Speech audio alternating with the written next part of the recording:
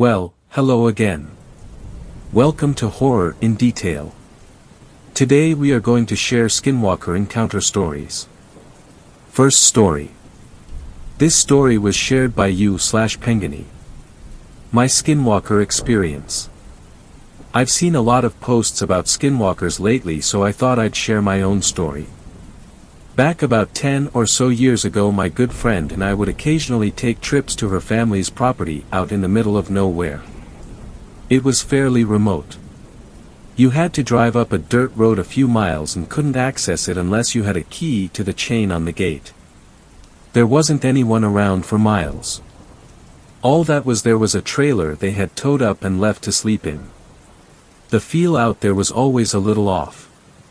One day we were wandering around the property, not really thinking much of it until about 20 minutes later when we realized we had actually been walking out into the middle of nowhere. We had no water with us and had no clue where we were. Luckily we found our way back after a while, but neither of us could explain why we did that. I'd also take my voice recorder and we caught quite a few strange things on it. One day before heading out there, we were talking about Skinwalker Ranch. It was only about a 40-ish minute drive from the property, so we thought, hey, why don't we go and try to find it? We thought it would be cool to say we had been there. After searching the internet, we found fairly good directions there and headed out for the night. We had a bit of trouble locating it, but after a bit of driving around we pulled into an area that was spot on from the descriptions we had read. We stepped out of the car and the first thing we noticed was the mass amounts of bugs swarming us. Only a few short seconds later we had huge dogs barking, growling and running at us. We immediately jumped back in the car and took off. We ended up staying in the area for a little longer exploring. Later that night back at her property we were sitting around the fire talking. All of a sudden we start hearing barking. It was rather startling and she immediately froze and said she had never heard barking in the area before. She isn't one to get scared easily, so her uneasiness put me on edge. Not too long after that there was more barking. Very slowly we were being surrounded by what I assume are coyotes. We both tired yelling, jumping around, and throwing rocks, but that didn't seem to do any good. I've never known coyotes to act this way. We were terrified and had no clue what to do. Not really wanting to stick around and find out if they'd get any closer to us, we doused the fire and flipped on our flashlights. She grabbed my hand and we booked it back into the trailer. We were both shaking by the time we made it in and she locked the door. I don't think either of us slept that well. I heard a lot of weird sounds and felt a sense of dread the entire night. As soon as the sun started to rise we decided to pack up and get out of there. We neared the car and what we saw sent chills down my spine. On the driver's side of the car window was a huge hand print made with mud. It was easily twice the size of our hands. We looked at each other and silently agreed that we needed to get the hell out of there. I'm not saying it was a skinwalker, but neither of us have been able to explain it. I've never been back. Second story. This story was shared by you/throwaway90125. Possible skinwalker stalking me in Oregon. Throwaway account for obvious reasons. Fair warning, this takes a while of explanation before I get to the recent events. And sorry if this isn't the absolutely categorically correct place to post this, but I don't know where else to go with my experiences. Some setup stuff about myself before I get to the meat of the story. I live in Oregon, specifically Yamhill County, a moderately sized, mostly rural county. I'm half Native American, half Caucasian, with my tribe being an Algonquin-speaking people of the Anishinaabe. Unfortunately, as I live in Oregon and the Anishinaabe are located around Minnesota, Michigan, Wisconsin, and Canada, and a pandemic going on right now, I haven't been able to visit my specific tribe as of yet. I'm over 18, though I don't want to disclose my own age for privacy reasons. I live with my mom, who is where I get my Caucasian from, and sister, Dad passed away about 2.5 years ago. We have 3 dogs of varying size, and 4 outdoor cats. In the part of Oregon I live in, you're never than 10 minutes away from a forest, 20 from a mountain top, and even in cities, there's plenty of forestry. I live just outside of one of these towns, only a short, several-minute drive, but far enough to where light pollution doesn't heavily affect me and I can see the stars rather clearly. I've lived at this house since I was a kid, and though I've always gotten the creeps about this place since it's next to a giant forest, it's been a while since anything I could categorize as paranormal happened to me. I'm a pretty skeptical and not so superstitious person. I think science could explain around 95% of the world's mysteries, though I've seen some stuff I have no rational explanation, and the things that have happened to me over the past 3 days falls solidly into that. I know a decent bit about skinwalkers. They come from the Ute and Navajo tribes' legends, being witches that are the antithesis to medicine men, commonly found around the Four Corners area of the U.S. on and around Navajo reservations, but my knowledge is limited to different internet retellings of the legends, so I only know a few baseline rules. Don't fall for their imitation voices. If you smell dead, rotting meat, then you need to leave ASAP. Don't acknowledge its presence directly. Don't say its name out loud unless you want to attract one. If you want to harm one, you'll need white ashes, like that from burnt wood. Burn sage if you suspect one being near you or hunting you, and if you happen to spot its true, human identity, then you can say its name and accuse it of being a skinwalker to kill it. How much of that is true I am still unsure of, for a number of reasons, the largest being that I don't think any of the videos I watched were made by natives who would have more intimate knowledge of these creatures, but I could be talking out of my ass on that end for all I know. Some background for this property. According to the previous owners, who are part of a family who have lived here for generations, there was once a log cabin built here on top of a native burial ground, which is also on a long inactive volcano. Sounds cliché, I know, but it's absolutely true near as I can tell, for the burial ground part, and the inactive volcano part is fully true. There has been a number of odd, unexplainable phenomenon, which I'll keep short to keep with this sub's theme. The most notable include 12-foot, metal doors belonging to a car paint booth being shook intensely by absolutely nothing. An old, 50s metal gas/oil can flying up from behind a ton of junk and flying directly at one of my dad's friends. A running sound, followed up by the mirror door in my parents' bedroom being shattered at 3 a.m. one night, the exact same time my dad's best man died. Needless to say that while I haven't encountered any big feet or Mothmen, I have seen some stranger things that have no logical explanation. The property I live on is around 10 acres in size. The house is decently large, with a one-car garage and office, which is where my sister is currently chilling out at, next to it, and a large, metal garage around 200 yards east from the house. The smaller garage and the house have motion lights all around their perimeters for proper illumination in case anything or anyone gets near the house, but the larger garage only had a halogen bulb outside its main door that went out last week, and now at night that entire area of the property is pitch black. The house has 3 doors, 2 on a porch to the front yard and driveway, 1 to the laundry room and into the backyard. On the eastmost side is the living room, with 9 windows and one of the doors, a kitchen area with a view onto the porch, another living room type area, and then a hallway to the bathrooms and bedrooms. The office in the smaller garage has 2 entrances, one heading directly into the backyard that's sliding glass, and 2 partially iron, partially glass doors that head into the garage itself. The metal garage was built over the aforementioned cabin, and has an attic that spans over the entire length of it. It has a car lift, a paint booth that can fit a limousine, a bathroom, and the scaffolding with a heater, which is where the gas can flow from. Around 15 feet behind the shop is a large forest that I have never stepped foot into due to there being a crazy old man living in it. While I haven't stepped into it, my sister and her friends have headed in a few times, each time returning with odd objects. Though they haven't gone into the forest for several years, I remember them bringing out stuff like Baphomet statues, animal bones, and weird rocks before. Aside from these, the only things we see out here animal-wise are does and baby deer, just passing on through our yard to get into the forest. Now, for the current events.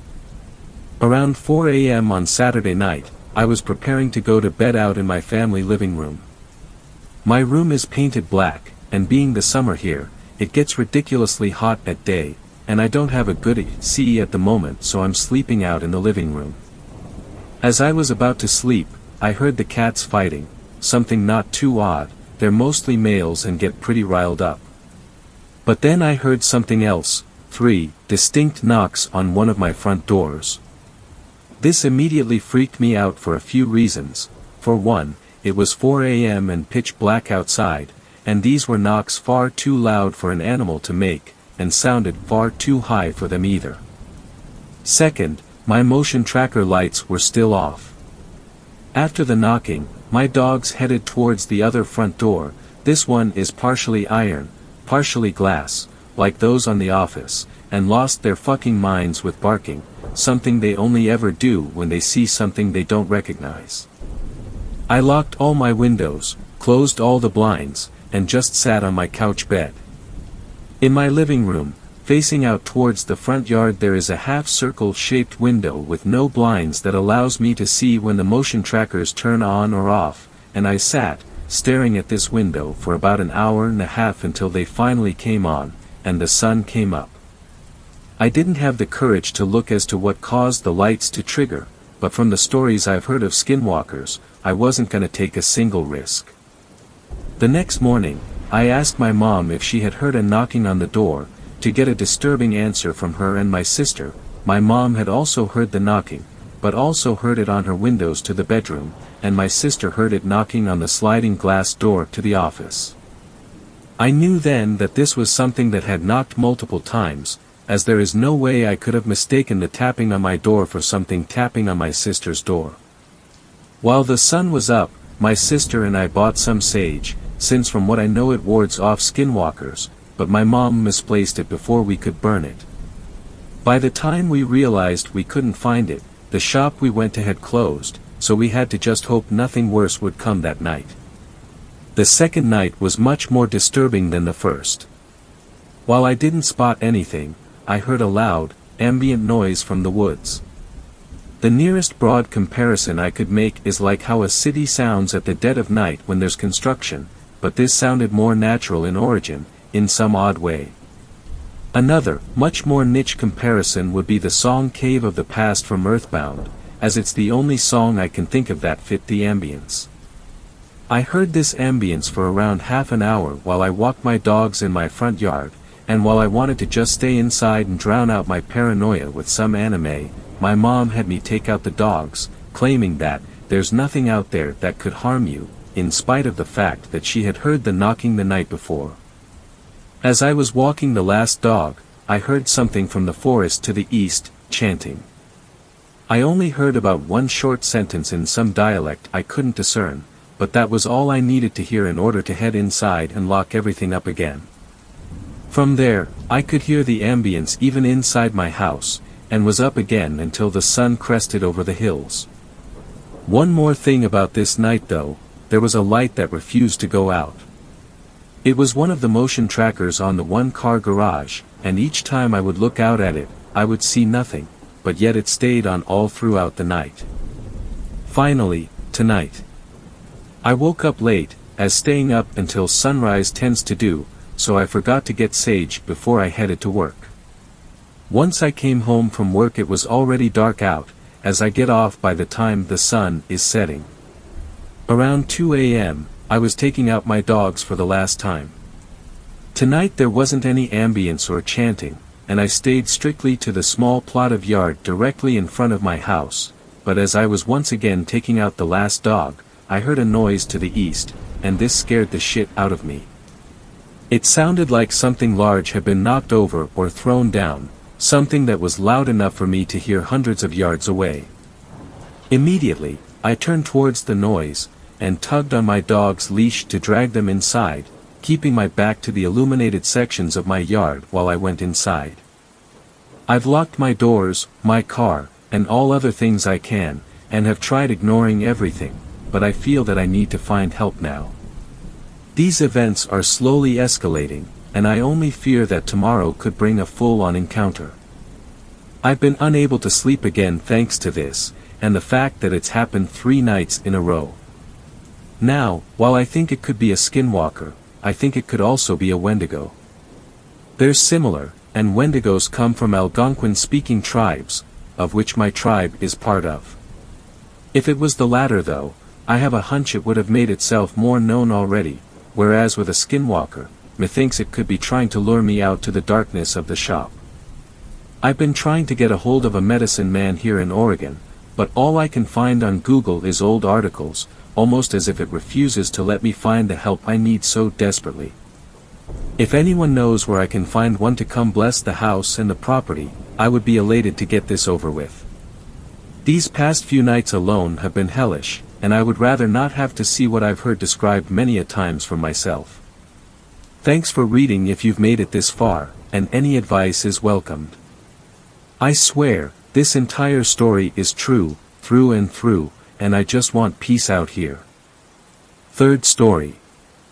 This story was shared by u/n0_0ne_special. Seeing a Skinwalker. Now, when I say this story is true, I mean it. At the time I was 13 years old, and was a skeptic when it comes to things like ghosts, aliens, skinwalkers, but this experience opened up my mind about this stuff. At this time, I loved to go out to the woods behind my house, only about 200 meters away. And it was a fun time, but after this, I have a strong fear for the woods. So, it was mid-June and it was a nice summer day. My parents weren't going to be home for some time, so I decided to go to the woods. I was just walking around, gathering supplies for my fort I was making out there. When I was out there, I felt like I was an old Native American. So, I had a small teepee made of thick branches and bark and some rope. It was pretty cool in my opinion. I also had a collection of spears I made with my knife. This would later come in handy. It was getting late, so I decided to put out my fire I made to cook some hot dogs. As I was doing this, I heard the snapping of twigs around me. I was the only out there, but there was quite a bit of rabbits in this area, so I jumped at the chance of hunting one with my spears. So, I crept over to my area with my spears. I grabbed the sharpest one and slowly crept over to where I heard the noise. And I was right, there was a rabbit, but it was dead.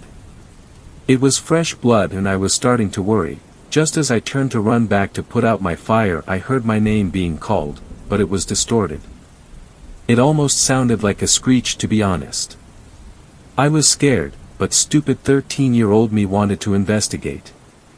I walked around my woods, every so often hearing that screech and trying to track it.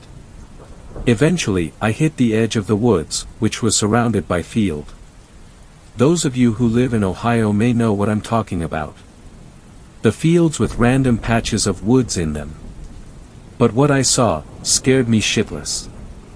What I saw was a deer, standing on its 2 hind legs. As soon as I saw it, we both must have flipped our shit and we just ran.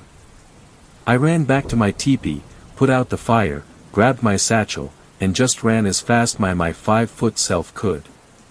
But, that wasn't the end of it. Later that week, it was about 9 p.m. and it was just getting into the first hour of darkness in the night. I had to take my dogs outside for them to do their business. I could smell the fire of my neighbors making their s'mores. But then I heard it again. The screech. It was coming from the woods I mentioned earlier. Luckily my dogs were done and I noped the fuck inside. Since this, I haven't heard it again and don't want to.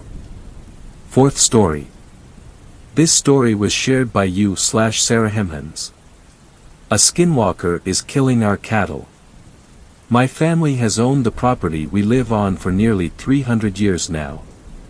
My ancestors came over from Europe and settled here, helping to found the town I live in, and over the years the amount of property we have come to own has reached 600 acres. Now, the land acts as a farm. We have cows and bulls and donkeys. That being said, it isn't a dairy farm and we don't butcher the cows. They're really just big pets, honestly. We have had this land for so many years and it has acquired a pretty hefty property tax over these past few hundred years. So naturally, we turned the land into a farm, and now the animals lower our property taxes. With that in mind, we care for these animals just as they are pets and love them dearly. So, it is no surprise that we are devastated when anything happens to them.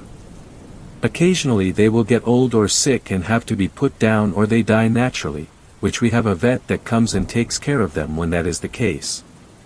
Other times, since the property consists of open fields and hundreds of acres of dense woods as well, wild animals such as coyotes, and what we believe have been mountain lions or maybe even bobcats, have attacked our cattle. We have hunters that come and take care of the coyotes for us during coyote hunting season, but like the reports say online, there aren't any confirmed sightings of mountain lions in New Jersey, though my dad swears he has seen them, or at least something that resembles one. Plus, some of the attacks to our cattle are far too gruesome for something as small as a coyote to have done. The other attacks, I was too young to remember, and my dad probably grazed over the details as to not freak me out anyway. But this one happened just this past week. I have been thinking about it a lot. I can't get the sight out of my head. All I can see is torn flesh and blood everywhere. It painted the grass such a dark red it nearly looked black. Once a few years ago I had been tie-dyeing shirts and spilled black dye on the grass, and that is exactly what it looked like. So much of it, and it wasn't just around the calf, there was a trail that as I followed it, went off back into the woods. As if whatever did this got so covered in the blood of its own doing that it left a trail behind it as it reverted back to, well, wherever it came from. One of our cows had given birth to a calf that had been too frail and weak to be left out in the fields alone with the other cattle. When this happens, we take the calf back to our own house where we have a calf hutch. For those of you who aren't familiar, they look sort of like little igloos almost. They are these small little huts that the calves stay in, and it gives them a safe, dry, and warm place to stay. Obviously, we can't bring the calf inside with us as it is a farm animal, and the pole barns are up the road from our residence on the property, so we keep the calf hutch in our backyard. It allows us to have quick and easy access to the calf if anything goes wrong with it or its health. We usually keep a calf like this here at our house for at least a few weeks, to bottle feed it and help nurse it until it is strong enough to return to the field with its mom and the rest of the nearly 150 other cattle. This calf was no different. It had been staying with us for about 2 weeks, and it was getting healthier and stronger by the day. Friday night of this past week, as my dad was falling asleep, he said he heard animal noises in the backyard, but this was nothing out of the sorts. Our backyard was lined by a section of woods, and there were squirrels, deer, and other wild animals that made noises, well, nearly every night. Looking back now, every part of me wishes he went out to check it out, but how could he have known that something was about to brutally murder our calf? And if he did, maybe it would have tried to go after my dad, too. The next morning, we woke up and went outside to check on the calf and give it his bottle. But we were not greeted by the cute and fuzzy calf, excited for its milk like we were expecting. Instead, we walked to the backyard and found a massacre. The calf was still alive. That was the worst part. Its organs and intestines were exposed to the cold, dewy morning air. The grass was black, stained with so much blood. And the calf was twitching, convulsing. I have no idea how it was still alive. Whatever tore this calf apart, had every intention of killing it. But why? No part of the calf seemed to be missing. There were no teeth marks anywhere. Sure, the flesh was strewn about in a haphazardly made ring of organs and meat and skin, but it was all there. Nothing was gone, as if the animal ate part of the calf. And the marks made by whatever animal, no, whatever creature, did this, they weren't small claw marks. No, they were long and wide. They looked like goddamn marks made by Wolverine from X-Men or whatever. It was chilling.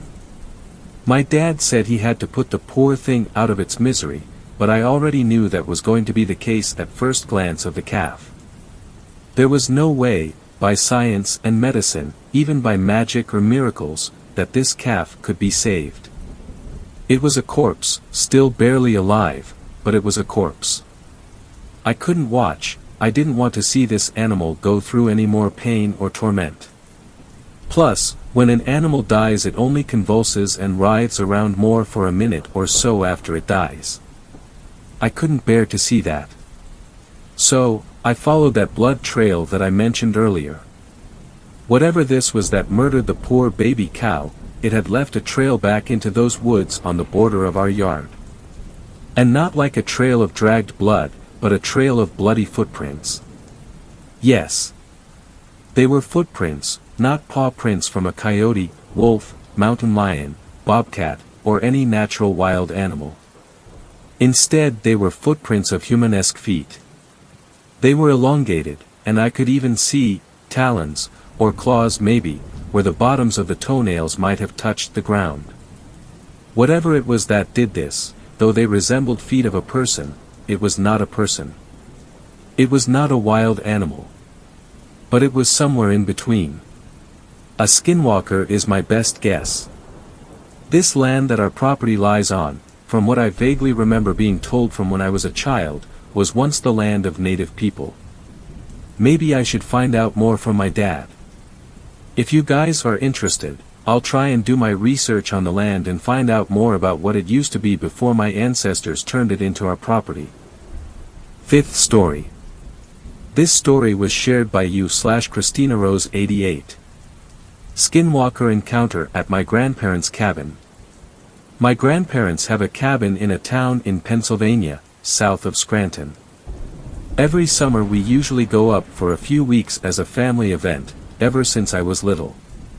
A few years ago we decided to go up in the winter because my family wanted to go skiing at some point. After we got there, the weird things started happening really quickly, and seemingly out of nowhere. The house was built in the 1920s, old brick and wood home.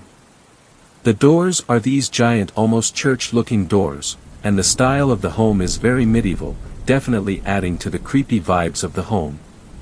The first night was seemingly calm through the house, but whenever I went there I always felt there was something there, or something lurking through the halls. The first night I got up to go to the bathroom at around 3:10 a.m., which is also interesting because I never get up to go to the bathroom back at home. Most nights I sleep right through without waking up. There were 8 of us in the house, my 2 parents, my grandparents, my aunt and uncle, and my 2 male cousins. I went to one of the 3 main bathrooms, 4 in the house if you count the master. So when I heard someone in there I thought that was interesting, because I was one of the few people who doesn't share the bathroom. But I stood outside waiting to make sure I did not intrude on anything going on in there, as my one cousin has IBS and I didn't want to bother him. What was extremely weird is the fact that whatever was in there didn't sound human in its movements. It seemed to drag its feet around, which made me nervous that he may be sick. I called out his name a few times. "Drew, are you okay in there? It's been a long time and I want to go to bed," or something along those lines. A few seconds later he comes out of his bedroom and tells me why I'm making so much noise and he's trying to sleep, and slams his door behind him. Before I could freak out he had already shut the door and I was too scared to even yell back to him. I never realized before that the door wasn't even locked in the first place, which made me feel even more uneasy. Between the banter I never realized the sound stopped, and it seemed like nobody was even in the bathroom anymore. I still even tell myself this was just my imagination going wild, but I'm not known for sleepwalking or having any type of sleep disorder. I decided to just open the door, brushing it off as my too vivid imagination. When I opened the door it really looked like nothing strange had happened in there. But when I was washing my hands I realized the window was open, and I froze thinking someone had broken into the house. But this was on the second story, with nothing to climb up on, making it almost impossible to climb up there. The next day nothing happened in the daytime, making it seem more to me that it was just a figment of my imagination than reality. But that night I had to let out my dog. She is elderly and never really barks much. Nor does she run fast, so this definitely is a case for concern, I thought. When I let her out, she bolted to the edge of the woods and vanished inside them. I tried to follow her barking, but honestly I was too scared to go into the woods past the tree line. When I finally got her to walk back, her back leg seemed off, almost like a person pretending to be a dog walking on the ground. Her eyes were also off, they looked human-like, not her usual dark almond eyes. I freaked out and ran back inside without her. When I got inside she was sitting panting by the door, so she must have ran back in when I was yelling into the woods to try to find her. At this point I didn't even want to leave that house, for fear of what was lurking in the woods. I had no previous information on skinwalkers or even knew what they were. So, I had not connected the dots yet. The last night we stayed there was the most interesting and confusing turn of events that had happened. We all had skied all day so we went to bed quite early, around 9 to 10. I never fall asleep early, as I am usually a night owl. But I woke up around 12 a.m. to sounds of my cousin Drew yelling outside. I woke up in a fog and tried to quickly rush to the door and open it. I didn't even take into consideration that the door was still locked from the inside. When I got outside, his voice seemed to be coming from multiple directions, and echoing through the valley. I saw him by the cars yelling, and when I started to go outside and call out his name, he looked at me quickly. His eyes got huge and he ran into the woods, with a beckoning gesture for me to follow. I decided that was definitely a bad idea, so I woke up his parents and he ended up being asleep in his room the whole time. Not now until years later did I even find out about skinwalkers from one of my Native American friends I met in college. I still have no idea what was out there that weekend, and I haven't been back since. Sixth story. This story was shared by you/Granddad Spookybones. I think I met a skinwalker. Growing up in Arizona, I can say I was raised in a melting pot. Yeah, I know, pun intended. It's hot out here, but honestly, I met a lot of cool kids, including some of the Navajo children. They weren't any different than me, they just have separate cultural norms than my family. During class earlier this week, one of my friends joked around about something called a skinwalker. Immediately, the Navajo children shot a pissed and worrisome look to him. I decided to confront him. Hey dude, it looks like you really upset them. So what, it's not my fault they're afraid of skinwalkers, he yelped, putting special volume and enunciation on the last words. As silly as it is, I didn't even know what that was. So I asked him and he responded, "Ick, but I love to piss those kids off." Later in gym class, I walked to the bleachers from the track to the kids. "Hey fellas, I'm sorry for my friend. He can be a real jerk sometimes." They told me not to worry about it. You know guys. You don't have to, but can you guys tell me what a skinwalker is? I've never even heard of it till this day. One of the kids started looking around cautiously and I felt like he was about to tell me, but he hesitated as a grasshopper bounced off his foot. You know, I think you're better off not knowing. And even more better off not saying their name. Feeling defeated, I walked home to my family's ranch. I noticed as I was about on the porch, there was a couple coyotes nearby. They've always been a big problem in this area. They've bothered my family's livestock and a donkey can only kill so many. Normally I could scare them off by tossing a rock or something. But when I did, they remained still. I walked inside and told my dad about the coyotes, and he loaded up his shotgun. Dad wasn't much a hunter, but he had no sympathy for invasive coyotes and rattlesnakes. He kept a single-shot 12-gauge by the door in the event one of the two made their way on the property. Dad walked out and peppered the ground near one. All of them scattered but one. He got into a stare down with my dad and wasn't bucking under the threat of being pumped full of shell. I saw Dad pop in another shell and he fired again, striking the coyote and laying it down. He hollered at me that he was gonna drag the body off the property and would be back shortly. That evening he came in limping. Not like in a pain limp, but in an awkward one that seemed unlike anything I'd seen before. "Dad, what happened? Did you twist an ankle?" "No, son. Fell carrying carcass. Be okay." "Great, he had been drinking again, I bet that's took him so long. Probably hit the bottle in the barn once he hauled the coyote away. Lord knows this wasn't the first time that's happened."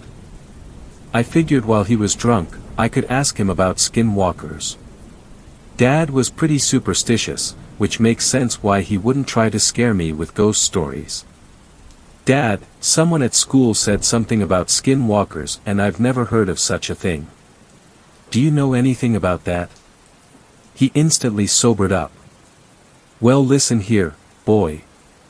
Skinwalkers are magnificent witches who can transform themselves into animals. Most the kids at your school wouldn't dare speak of them because they fear them. But that's all fake, right?" Dad chuckled, "No. You never know when one is near.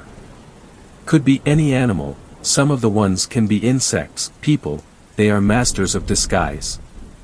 He stood up and hobbled out the door. "Don't stick your nose where it doesn't belong and mind who your company is."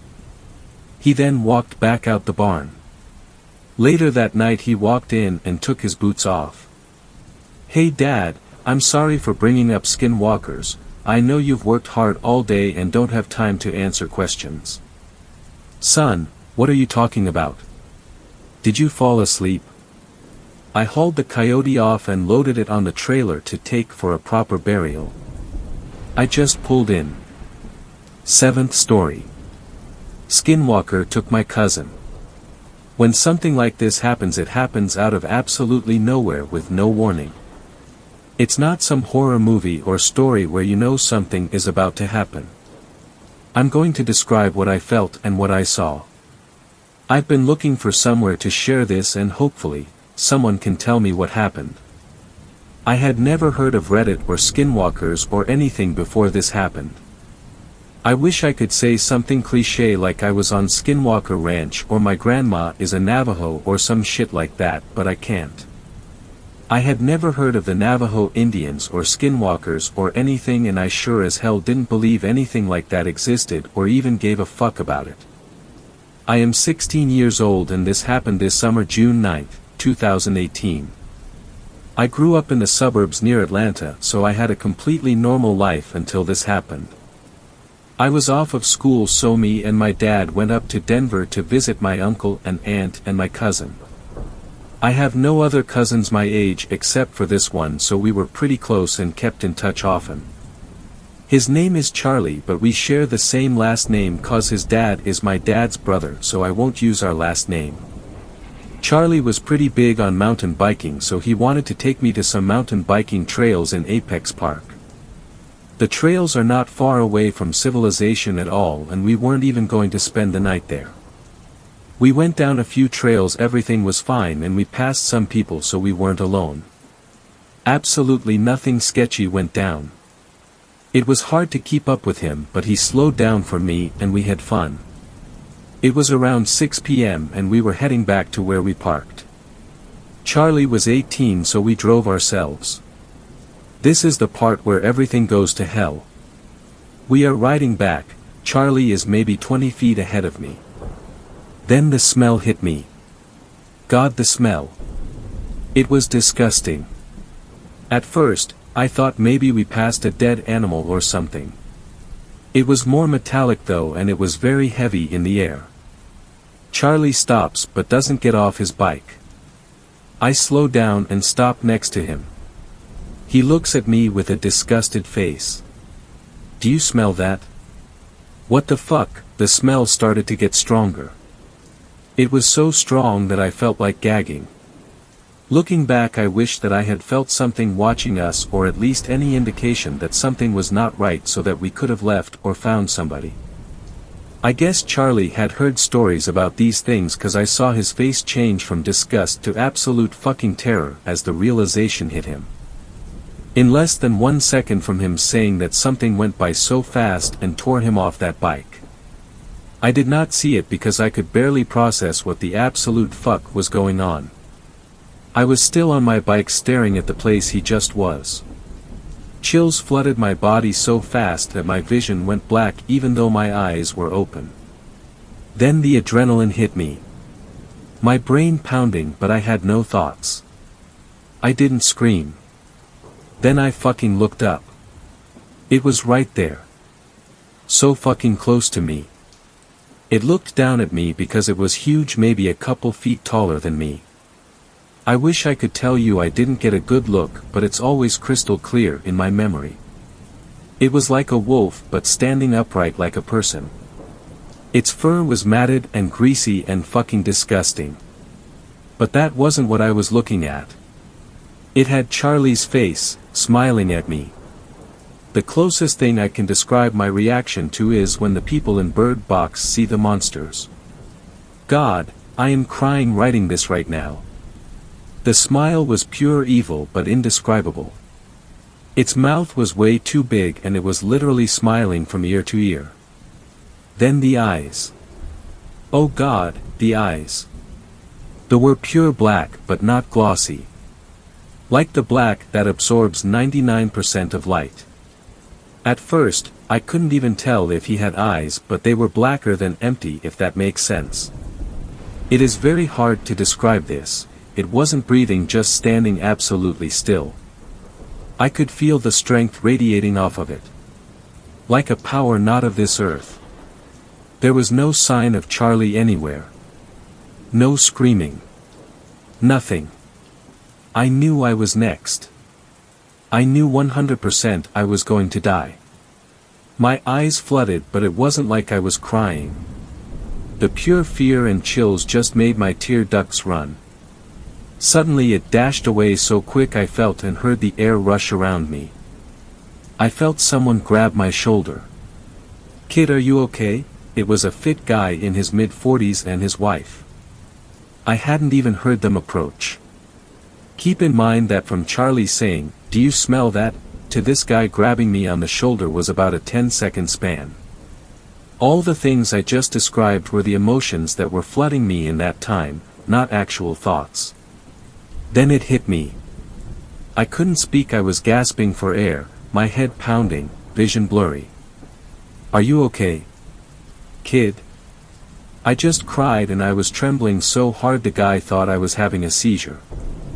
I don't remember leaving the trail, I just remember getting to the exit, then getting to the hospital. Charlie is gone. After that, he went missing, but I know he is dead. They only found his bike completely destroyed. They sent a search party after him. No one believed me. They think he just got lost and or attacked by an animal. I went home. I have diagnosed PTSD now and nightmares almost every night. My life has been completely destroyed by this and I know nothing will ever be the same. I couldn't leave my house for a long time. The days after that I spent researching what that thing was, and the closest thing I guess would be a skinwalker. It's nice to know I'm not the only one and people on this site can actually believe each other. Everyone thinks I am fucking crazy. 8th story. I think I encountered a skinwalker. I have no evidence, but I promise you all this story is real. Sorry for the wall of text. I've always been a bit of a skeptic, ever since I was a kid. Scary stories don't faze me, horror games never frighten me, and whenever I hear something weird at night, I instantly assume it's something normal, an animal or just the house settling. Despite this, Something very unsettling happened to me the other day and I'm really not sure what to make of it.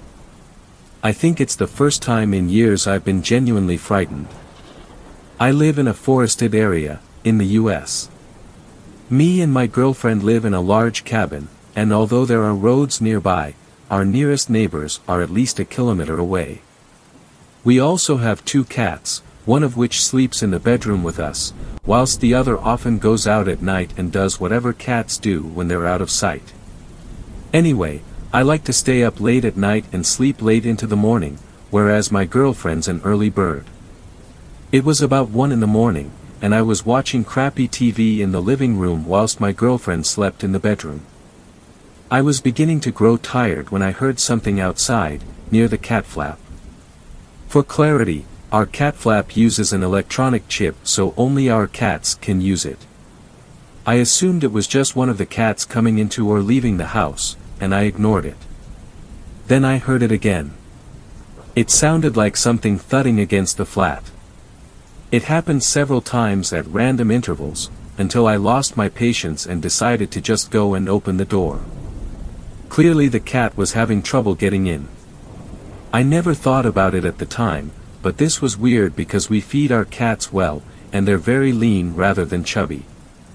I passed the bedroom and peered in as I walked past, to see if my girlfriend heard the noises. She was fast asleep, but the cat that sleeps with us was staring at the window. I called her name. Nothing. She kept staring. I shrugged it off, and kept heading towards the kitchen. The back doors are through there, by the way. Anyway, so I reached the back door and saw a dark shape through the translucent flap. I sighed, expecting the cat to be out there, and opened the door. It took me a moment to open the door, and I saw the cat tense up as I opened the door. The door opened fully. I froze. It wasn't my cat. Whatever it was had started moving before I opened up, and I only caught a glimpse of a distorted figure, kind of like a tailless dog, bolting, and I mean absolutely pelting it. I freaked out and slammed the door shut. What the hell was it? I wasn't sure. My natural skepticism kicked in, and I assumed it was just my other cat, and I had merely startled it. Perhaps the darkness had made it appear larger. Nevertheless, I was creeped out, and decided to go to sleep. As I slipped into bed, I realized something horrifying: the second cat was asleep on the rug. It took a while to get to sleep that night. Everything seemed normal until a few hours later. I awoke to a strange feeling of dread. Something wasn't right. My girlfriend was fast asleep. I held my breath, and heard something creaking by the door. It sounded too loud to be one of the cats. It was as if a person was walking about. I reached towards my bedside cabinet and flicked on the lamp. The room was illuminated, and I saw something standing just outside the open door. Staring at me. The same twisted figure I had spotted outside earlier. It wasn't very tall, maybe a little over 5 feet, but it was its face that scared me the most. I only caught a glimpse of it, but what I saw will stay with me forever. It looked like a dog, but with an elongated face, and almost human-like eyes. You know that weird distorted snarl hounds pull when they're pissed off? It had that expression. I instantly started yelling profanities as I scrabbled backwards, trying to straighten up. The creature turned and sprinted down the hall. I heard it dash outside and go past the window behind us, just above the headboard. I managed to look out as my girlfriend started to panic as she woke up fully. We both caught a glimpse of whatever the hell this thing was as it dashed off into the woods near our home. Grabbing my trusty shotgun from beneath the bed, as well as a couple rounds from the ammunition box that sits next to it, I ran out of the room in my underwear and rounded into the kitchen.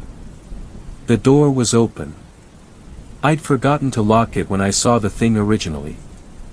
I haven't seen it since, and we still live in our cabin, but I've bought sturdy locks for all of the main doors and windows in the house, and always check the exit points at night. I also go to bed a bit earlier than I used to, so I'm asleep when the freaks of the night start to wake up. I've read a bunch of forums, and the only thing I can compare it to, based on what I saw, is a Skinwalker. Ninth story. This story was shared by you/Herkader. Skinwalker stories. I'm trying to do some research for a project about skinwalkers, wendigos, and doppelgangers and their origins, sources of information and people's experiences. The crazier the better. The main goal is learning people's in and around North America's folklore. But to make it even, perhaps I have an easy story of a skinwalker myself.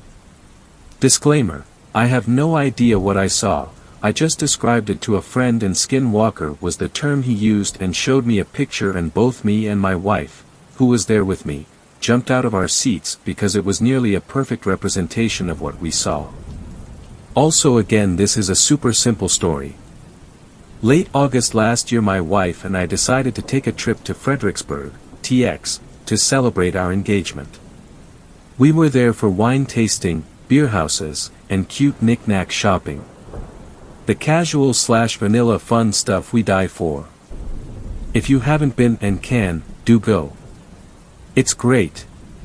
We had a cabin rented out in the wash, I think they called it. It was dry land surrounded in hills, and just imagine your typical dry western environment. Brown hills, some trees, and random cacti everywhere, and signs saying, "No burning," scattered around the property and next to the fire pit, which we thought was pretty hysterical. We were on our way back past 10 p.m. from downtown, and we had these what we called cow roads to get back to the cabin, because there were cattle scattered on both sides of the road, and all the gates were all open, and you'd have to wait for them to cross every now and then. We joked the cows own these roads, we're just tourists.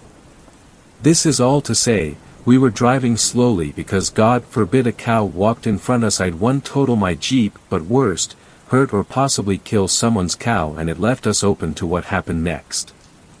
We were talking, laughing, making jokes, and trying not focus on how it was pitch black around us. My convertible top was down and we just felt vulnerable. When in front of us was this black figure on the left side of the road, dirt road mind you, not very wide, maybe a car and a half. It was on all fours, had this short body, long legs and massive head, and was black. As we got closer, there was a hue mixing of black and gray to its skin and fur, but it was hard to tell what was fur or skin. I wasn't nervous, but I slowed down because I didn't want to hit this thing I thought was some sort of wolf/coyote thing, and we were maybe something over 500 feet away and getting closer. By the time I could really look at it, it was in the middle of this road, and we were even closer, literally a stone's throw away, and it turned to face, but as it turned it stood up, and what we thought were back legs, but just human-like, because this thing flat stood up and looked at us and turned back the way it came. But went back to all fours as it walked. When it faced us, its eyes glowed yellow. I remembered wolves glowing red, I could still be wrong. Which added my confusion in the moment. This thing looked so off, and we realized its short body was more like our torso, and it moved so awkwardly because it really was like a person walking on all fours. But its head was a thing of nightmares, that's all I know. It looked right at us. I had my brights on, so maybe it actually was blinded and just left, but I was scared enough to think it looked right at me. I started driving off, and my wife and I didn't say a word for a few minutes that felt like forever. She started to say, "Did you?" and I just said, "Yeah," before she could finish her sentence. If she wasn't there to confirm it, I would have said it was a trick of the night and gone to bed. Like I said though, easy story that's lead to me wanting to learn more about these things, and well, not be a "where's Bigfoot" guy, but kind of. I'm just genuinely interested to see what other have seen and know. Correct me if I'm wrong, but I thought skinwalkers were an Arizona, New Mexico creature. 10th story. This story was shared by you/Ronindog. My grandfather saw a skinwalker. My grandfather told me a story once, as we sat around a campfire in his backyard, in the cool night of the Arizona desert. The horizon was clear, and each star twinkled in a purple sky, with a full fat moon hanging low over the mountains. His voice was raspy and gravelly, the result of a lifetime of smoking cigars and drinking whiskey. The fire danced and shined across his wide dark eyes, as he settled into his seat, ready to tell his story. "Way back when I was a boy, about your age," he began, "I lived outside an Apache reservation, with your great-grandfather. He had returned from the war, and set about raising horses and cattle, on 100-acre ranch settled between a brambly mountainside, with dirt good for growing thorn brush and not much else. One night, my mother was sick, and Pa and I took a trip into town, about 50 miles away, straight through a dry desert, over a washed-out creek, and some old abandoned farmsteads. The fire sparked, and a log cracked, jolting me out of the story. What next?" I asked. "Settle down, boy, you'll hear soon enough. Pa and I were driving in an old Ford pickup truck. I remember it was dark out, inky and thick, with only the lights of our old truck lighting up the road. I remember too, when the engine began to sputter, and the truck slowed to a jerky stop. God damn it," Pa said, guiding the Ford to the side of the road, as it coasted to a halt. "Stay here, son," as he stepped out into the darkness, shutting the door with a heavy thud. My window was down, and the cool desert air was breezy and felt good on my hot face and neck. Pa was getting water from the back to cool the engine, and that's when I smelled it. Rotten eggs. Strange, I thought, to smell sulfur in the desert. My nose also picked up carrion, like one of them dead bloated cattle that would drop from the heat, and lay there, until the crows pecked enough holes in their hide to cause the whole thing to explode. It stunk, and I gagged. My skin started to tingle too, the back of my neck felt itchy, and my face started to get hot. The wind stopped blowing, and hung still and heavy, with the stink filling the cab. "Pa," I called. "Pa, Pa." No answer. My heart started beating, and I felt such a fear in me, in my bones, in my chest. Boy, I tell you, I never felt fear like this, not until Vietnam, not until I saw men dying around me. I locked the door, and reached over for my Pa door, and saw a shadow bound across the road, through both dim beams of light, across the partly open domed hood. Grandfather paused. He spit a fat wad of tobacco spit off to his side, and he looked pensively into the darkness. I realized I was holding my breath, and gasped for air. The night was cool, but I was sweating and clammy. "Well? What happened? What about your father? What did you see?" He sighed, "A creature." He shook his head. "You have to understand, there were legends, older than the rock cairns out in the valley, older still than Crazy Horse, and Sitting Bull, than the old Injun chiefs and their shamans. The Apache, and Hapa, and Cherokee, and all them old tribes and First Peoples, they told tales, old stories, about dark Injun magic, a deal made with the old spirits, of blood sacrifice, to gain power, old power, enough to fight each other, and the Spaniards, and later the white men that came for their land and women. They called them." He paused. Grandfather took a deep breath, and bodied forward into his tale. Across the fire, and the sky, the desert, the creek, the moon, the sun, and old mountains, he bodied forward. They called them skinwalkers. Shape-changers. Old warriors resurrected as skinless men, all sinew and muscle, walking on deer legs, with the torso of a man, and the head of a coyote. But messed up, boy, long and malformed snouts. Teeth like a Bowie knife. Long arms, and standing 7 foot, even hunched over. They'd gut the old cowboys, and white riders, they'd run through bullets and sabers, part the Spanish armor like it was a potato sack. Wily too, they could change their voice to match a person you knew, or might know. Boy, that's what I saw. Big, and fast, only for a second, it ran across the road. Gray and mottled. Muscle flexing under its legs, hooves clomping on the road, stringy muscled hunched shoulders. And it turned. Looked right into the cab, looked right into my eyes, and I swear, boy, I swear it grinned at me. I sank into my seat, in shock, in fear, shaking. I knew death was near. The air was electric, I smelled ozone, and brimstone. The air felt like right before the lightning comes, and blows a tree to smithereens. Charged and full with power. I yelled for my pa, but no words came out, just a dry squeak. I was shaking, as grandfather told his story. He was still here, so I know he lived, but the supernatural always fascinated me, and even now, I felt the force of his words. The real power of skinwalkers was trickery. Sure, they could change their voices, but also their skin, that's why the gods took their hide. So they could take others. Not for long, the legends say. Maybe an hour, before the soul of the skin they wore would come looking for their mortal shell before going to whatever hell awaited them. Though I think, that getting skinned alive, was hell enough. A minute passed in what felt like a lifetime, 1 second in 1,000 years. My father's door opened, and I jerked my head to the left, putting my fists up to fend off attack. "Son, it's me," my father said, before climbing into the cab. He grasped the steering wheel, and pulled himself in awkwardly, jerking himself into the seat. I cringed into the corner. I looked at him. I looked hard. "Boy, your great-grandfather was a good man, treated me and my ma right.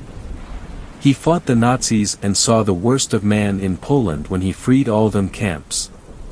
And now I was taking his measure. Is this my father? Do I make a run or do I die? Is it him or not? Let's go get that medicine for your ma," as he pulled the truck into gear, and pulled it out onto the road, and our trip resumed. I guess it was him after all. But how did you know? Was it because he said something about your mom? No, boy, I knew, because out the window, out the corner of my eye, I seen that beast running 50 miles an hour right next to the car, looking at me with them yellow eyes and grinning mouth. I looked and saw it, hunched and angry, running next us, boy. My pa kept his eyes on the road, locked straight forward.